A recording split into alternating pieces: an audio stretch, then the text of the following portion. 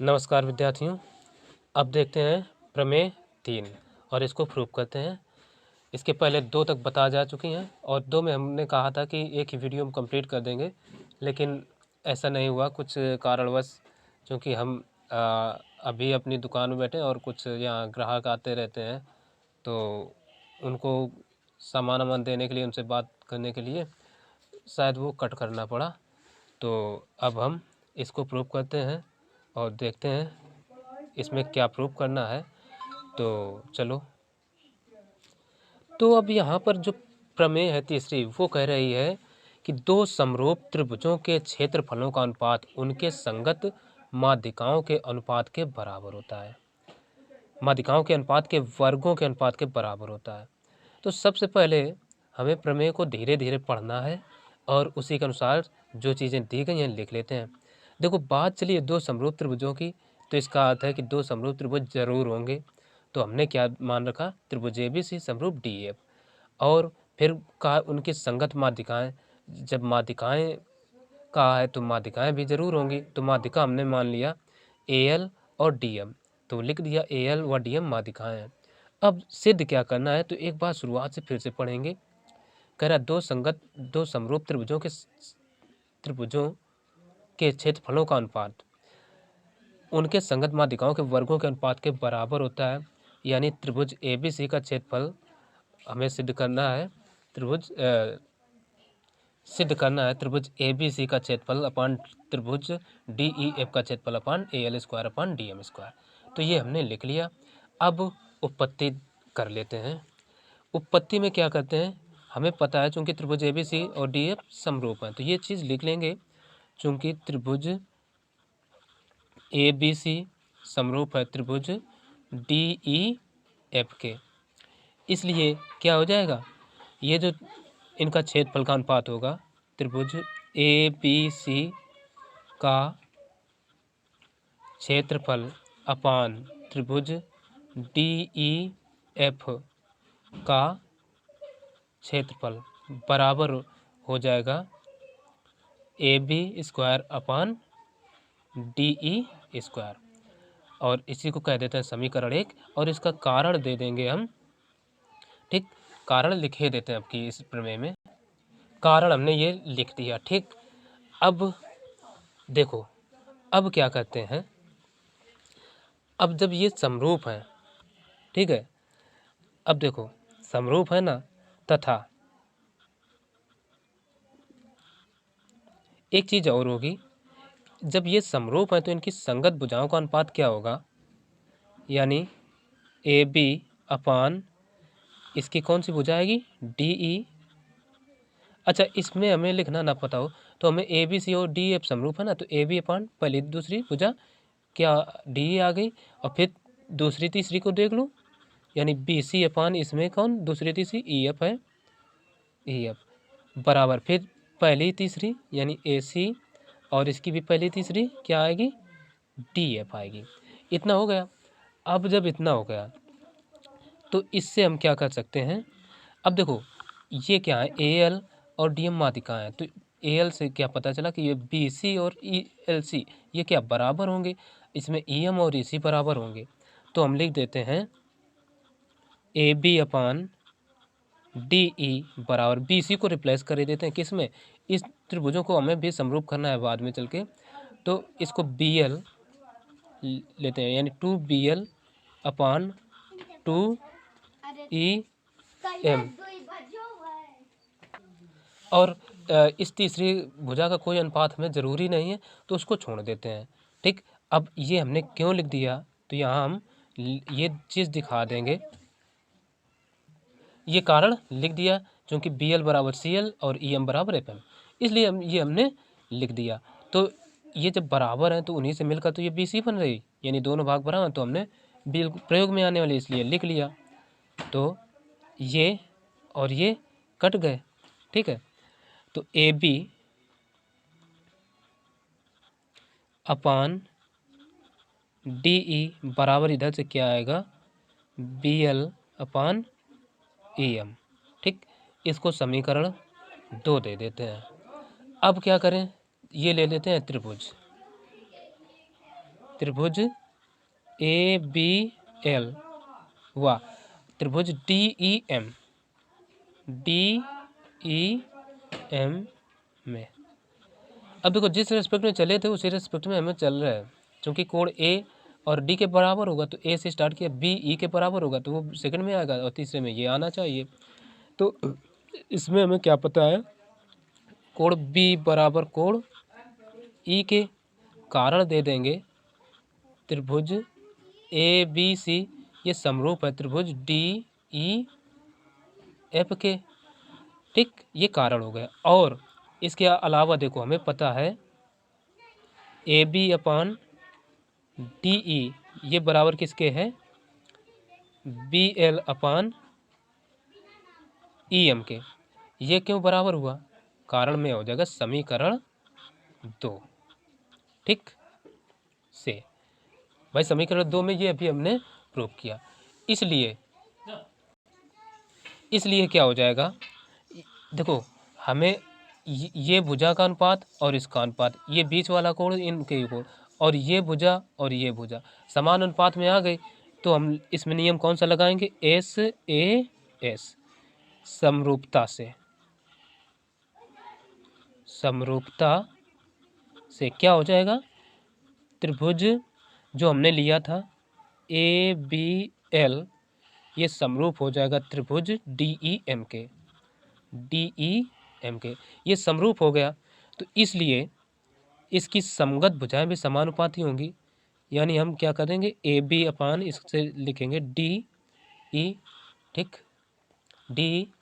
अब देखो हमें AL, चूंकि माध्यिका क्या है AL और DM है तो ये AL और DM लिख लेते हैं बराबर AL बटे DM। ठीक, अब क्या करो, इसका दोनों पक्षों का कर देते हैं वर्ग। जब दोनों पक्षों का वर्ग करेंगे तो ये क्या आ जाएगा, ये आ जाएगा AB square upon DE square बराबर AL स्क्वायर बटे DM स्क्वायर, और इसी को कह देते हैं इक्वेशन 3। अब देखो समीकरण 1 व 3 से कर लेते हैं। समीकरण 1 व 3 से देखिए क्या होगा, एक देखो ABC का क्षेत्रफल अपान DF का क्षेत्रफल बराबर AB अपान DE के, और वही चीज़ यहाँ AL अपान DM स्क्वायर के बराबर है। तो हम लिख देंगे त्रिभुज ABC का क्षेत्रफल बराबर है त्रिभुज DEF का क्षेत्रफल बराबर क्या हो जाएगा, AL स्क्वायर बटे DM स्क्वायर। और यही तो हमें प्रूव करना था, क्योंकि ये क्या थी, माध्यिकाएं थी, और जो कि हमें यहाँ पर हमने प्रूव कर दिया। और लिख देंगे प्रूव्ड, यहाँ पर हम प्रूव्ड लिख देते हैं। अब हम ये सोच रहे थे कि इसी पेज में आ जाए पूरा, आप लोग ऐसा ना करें, जगह की कमी पड़े तो आगे दूसरे प्रश्न में भी कर सकते हैं अच्छे से। तो चलिए फिर देखते हैं अगली प्रमेय। अब देखते हैं प्रमेय चौथी प्रमेय कह रही है दो समरूप त्रिभुजों के क्षेत्रफलों का अनुपात उनके संगत कोणों के समअधक रेखाखंड के वर्गों के अनुपात के बराबर होता है। यानी सबसे पहले हमें वो चीज़ लिख लेना जो दी गई है, अब तक दिया है लिखना तो समझ ही चुके होंगे। जैसे त्रिभुज ABC का क्षेत्र हमें क्या दिया है, दो समरूप त्रिभुज है, यानी त्रिभुज ABC समरूप त्रिभुज DE। और बात हुई उनके संगत कोणों की, तो संगत कोण भी दिए होंगे, तो संगत कोण A और D मान लिया। इनके समअधक क्या हैं, AL और DM है। तो हमने लिख लिया AL व DM क्रमशः कोण A व कोण D के समअधक हैं या समद्विभाजक हैं, एक ही बात है। ठीक, लिख लिया। अब सिद्ध क्या करना है, त्रिभुज ABC का क्षेत्रफल अपान त्रिभुज DEF का क्षेत्रफल बराबर AL square upon DM square, ये इस तरीके से सिद्ध करना है। तो अब हम हेडिंग डाल लेंगे, उत्पत्ति क्या सिद्ध करना है वो चलो अब हम करते हैं। तो यहाँ पर देखिए हमें पता है चूंकि त्रिभुज ABC ये समरूप है त्रिभुज DEF के। ठीक, इसलिए हम कह सकते हैं ये समरूप है ना, तो इनका जो क्षेत्रफल है वो बराबर होगा इनकी संगत भुजाओं के। लिख लेते हैं त्रिभुज ए बी सी का क्षेत्रफल बटे त्रिभुज डी ई एफ का क्षेत्रफल बराबर होगा इनकी संगत भुजाओं की, यानी A B square upon D E square के। और इसी को कह देते हैं समीकरण 1, कारण दे देंगे यहाँ बगल में। ठीक, तो यहाँ पर हमने कारण दे दिया। ठीक, अब देखते हैं थोड़ा आगे। यहाँ पर कोण ए बराबर किसके होगा? कोण डी के। ठीक है, इसको कोण मान लेते हैं, ये 1 होगा और ये होगा 2, मान लिया है ऐसे। ठीक, अब देखो यहाँ हम लिखते हैं कोण ए बराबर होगा कोण डी के। ठीक, अब भाई बराबर क्यों होगा? हम चलो लिख देते हैं दिया है, या लिख देते हैं त्रिभुज ए बी सी समरूप डी एफ। ठीक, तो चलो दिया है लिख दिया, कोई गलत नहीं है। अब देखो कोण 1 बराबर कोण 2, ऐसे नहीं, अब इनका हाफ करते हैं, दोनों पक्षों में 2 से भाग दे देते हैं। 1/2 कोण ए बराबर 1/2 कोण इसमें ये डी के हो जाएगा। अब देखो ये जब इनके बराबर, क्योंकि जो प्रक्रिया की जाती है वो दोनों पक्षों में करते हैं, तो वो उनमें कुछ परिवर्तन नहीं आता, वो बराबर ही रहते हैं। ठीक है ना, तो अब देखो हाफ कोण ए का आधा क्या है? कोण 1 है। ठीक, तो ये कोण 1 बराबर हो जाएगा कोण 2 के। ठीक, अब ये बराबर हो गया ना, अब हम ले लेते हैं त्रिभुज ए बी एल व त्रिभुज डी ई एम में इसमें क्या करते हैं? देखो कोण 1 बराबर, इसको हम कुछ कह दें समीकरण 2। ठीक, कोण 1 बराबर कोण ये 2 हो जाएगा। ठीक, कोण 1 बराबर कोण 2। अब इसका कारण दे देंगे समीकरण 2 से। ठीक, और कोण बी बराबर कोण ई है, कोण बी बराबर कोण ई हो जाएगा। इसका क्या पता है? ये हमें त्रिभुज ए बी सी ये समरूप है त्रिभुज डी ई एफ के, समरूप है ना, इसलिए क्या हो जाएगा? देखो जब किन्हीं दो त्रिभुजों के 2 कोण बराबर हो जाएं तो आपस में वो समरूप होते हैं, तो इसलिए हम लगा सकते हैं ए समरूपता से क्या हो जाएगा? त्रिभुज ये जो है ए बी एल, जो हमने लिखे थे कुल मिलाकर के वही लिख लो, ए बी एल ये समरूप हो जाएगा त्रिभुज डी ई एम के। ये समरूप हो गया। अब जब ये समरूप हो गया तो समरूप त्रिभुजों की संगत भुजाएं समानुपाती होती हैं, तो इसलिए हम ये हो जाएगा ए बी अपान डी और ये बराबर। अब देखो बी एल और ई एम का कुछ प्रयोग नहीं है, तो हम बी इसको लिख लेते हैं, क्योंकि इसका ए एल और डी एम को लिखे लेते हैं, A L upon D M. ठीक, अब क्या करो, दोनों पक्षों का इसका कर दो वर्ग, तो हम लिखे देते हैं दोनों पक्षों का वर्ग करने। अब जब दोनों पक्षों का वर्ग कर दिया तो ये चीज़ आ जाएगी। अब देखो समीकरण 1 और इसको हालांकि हम देते हैं 3। ठीक, समीकरण 1 और 3 से, अब देखो समीकरण 1 व 3 से, ठीक है ना, समीकरण 1 व 3 से देखेंगे, ये जो A B square upon D square, इसमें भी ये चीज़ सेम है, तो जब इनको बराबर कराएं तो ये और ये कट जाएगी, तो बचेगा क्या? त्रिभुज ए बी सी का अपान डी एफ का क्षेत्रफल बराबर हो जाएगा A L square upon D M square, तो यही हम लिख देंगे A L square upon D M square, और यही हमें प्रूव करना था, जो कि हो गया प्रूव्ड, हम लिख देंगे प्रूव्ड। ठीक, अब देखो पांचवी प्रमेय क्या कहती है? पांचवी प्रमेय कह रही है यदि दो समरूप, यहाँ पर हिंदी में लिखना भूल गए थे तो हमने चिन्ह से दर्शा दिया है, कह रहे यदि दो समरूप त्रिभुजों के क्षेत्रफलों का के क्षेत्रफल समान हो तब दोनों त्रिभुज सर्वांग सम होते हैं, अर्थात समान क्षेत्रफल वाले समरूप त्रिभुज समरूप होते हैं। तो ये हमें सिद्ध करना है। तो सबसे पहले लिख लेंगे जो चीज़ हमें दी गई है, क्या दिया है, त्रिभुज ABC समरूप है त्रिभुज DEF के, वह इनके क्या है, क्षेत्रफल बराबर है। और सिद्ध करना है, यानी देखो क्या क्या दिया है, त्रिभुज ABC समरूप है त्रिभुज DEF के, और इनका क्षेत्रफल भी बराबर है, यानी त्रिभुज ABC का क्षेत्रफल बराबर है त्रिभुज DEF का क्षेत्रफल। और सिद्ध करना है त्रिभुज ABC सर्वांग सम DEF के। ठीक, चलो अब हम इसको सिद्ध करते हैं, यानी उत्पत्ति हेडिंग।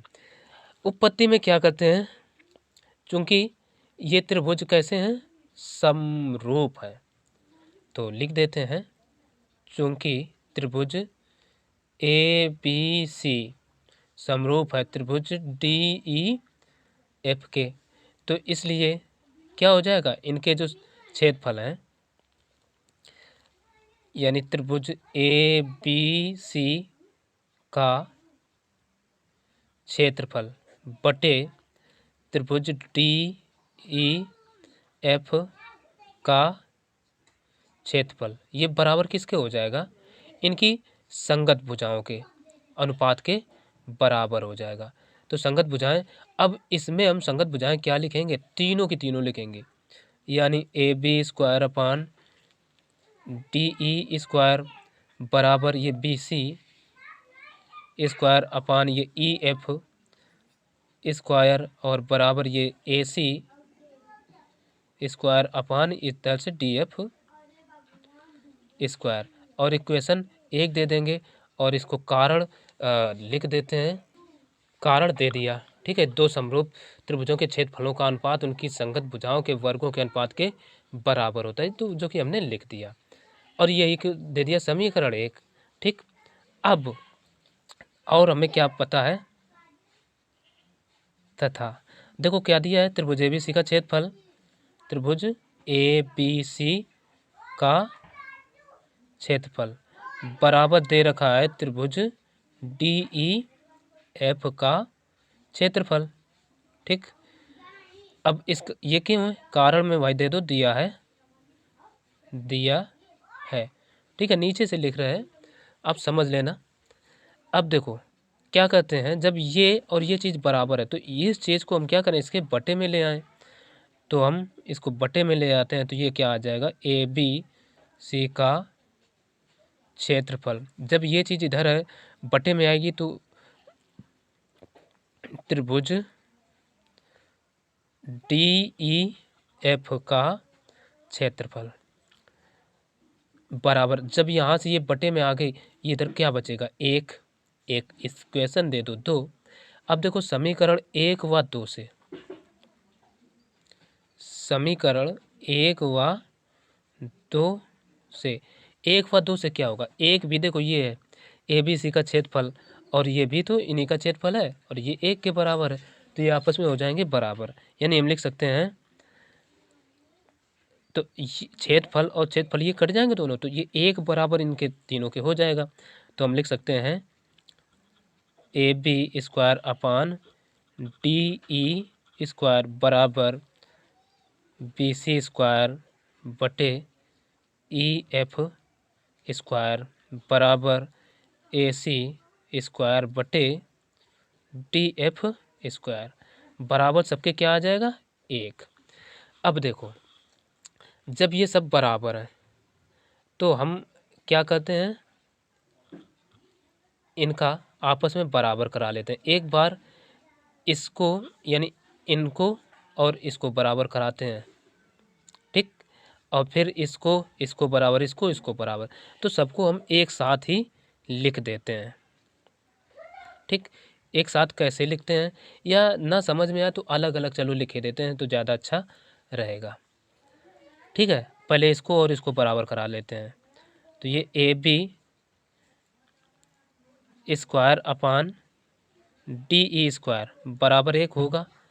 ठीक, तो ये जब बराबर होगा तो इसको इधर गुणा करा दो, तो ये क्या आ जाएगा, AB स्क्वायर बराबर DE स्क्वायर, इतना हो जाएगा, वर्गमूल ले लो तो ये क्या आ जाएगा, AB बराबर DE आ जाएगा। इसी प्रकार से इसको और इसको बराबर करा लो, देखो गैप छोड़े देते हैं, तो BC square upon EF square, ये स्क्वायर है भाई, ठीक, बराबर 1 के होगा। तो इसका इधर गुणा कराओ, यहाँ हम ये लगा देते हैं, इसको इधर गुणा कराएंगे तो ये आ जाएगा BC स्क्वायर बराबर EF स्क्वायर, दोनों पक्षों का वर्गमूल ले लो तो क्या आ जाएगा, BC बराबर EF। अब देखो इसी प्रकार से इसको और इसको बराबर करा लो, ठीक, AC square upon DF square के बराबर 1 हो जाएगा। अब इसका इधर गुणा करा दो तो ये क्या आ जाएगा, AC स्क्वायर बराबर DF स्क्वायर, तो वर्गमूल ले लेंगे तो क्या आ जाएगा, AC बराबर DF, ये आ जाएगा। जब ये इतनी चीज़ आ गई, अब हम करते क्या हैं, दोनों ये त्रिभुज ले लेते हैं, दोनों त्रिभुजों में। अब देखो आ जाओ, त्रिभुज ABC व त्रिभुज DEF में, इन त्रिभुजों में देखेंगे हमें ये जो AB है वो DE के बराबर अब पता चल चुकी है। ये देखो AB बराबर D, AB बराबर D। इसके अलावा BC बराबर EF, यानी ये देखो ये BC है तो ये EF के बराबर है, BC बराबर EF। और AC बराबर DF के आ चुकी है, ये देखो AC बराबर DF, AC बराबर DF। जब ये तीनों भुजाएं बराबर आ गई तो हम लगा सकते हैं कौन समरूपता नियम, SSS ट्रिपल एस। अब इसमें समरूपता नहीं, सर्वांग समता लगाएंगे, सर्वांग समता से क्या हो जाएगा, जो त्रिभुज था हमारा त्रिभुज ABC वो सर्वांग सम हो जाएगा त्रिभुज DEF के। ये सर्वांग समता जो है ना खूब पढ़ चुके होंगे पिछली कक्षा में, तो आशा है ये प्रमेय समझ में आ चुकी होगी, जो कि यहीं हम प्रूव हो चुकी, और लिख देते हैं प्रूव्ड। तो यदि वीडियो ज़रा सा भी पसंद आया हो तो लाइक ज़रूर कर देना, अपने दोस्तों को भी शेयर कर देना, और चैनल पर पहली बार आए हो तो सब्सक्राइब ज़रूर कर लेना। तो मिलते हैं फिर अगले वीडियो में, तब तक के लिए नमस्कार।